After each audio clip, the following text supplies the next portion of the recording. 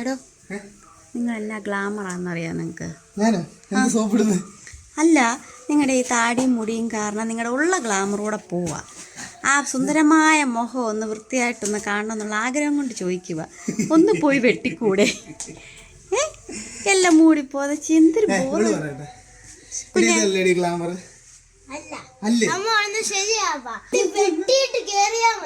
അതെ.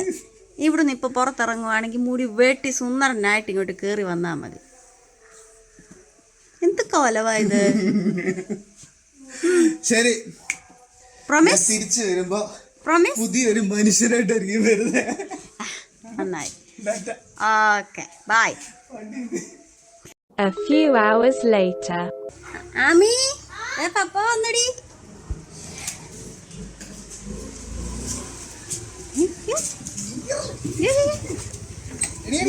ആക്രാന്തം കാണിക്കാതെ എന്ത് പടി? ആഹാ,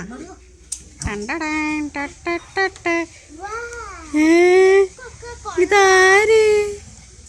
കോഴഞ്ചേരിക്ക് പോകുന്ന വഴി ഇതുവഴിയാണോ? ഒരു വഴി പോകേതാ? അല്ല, ഇതിലെ ഇനി അങ്ങോട്ട് വഴിയില്ല.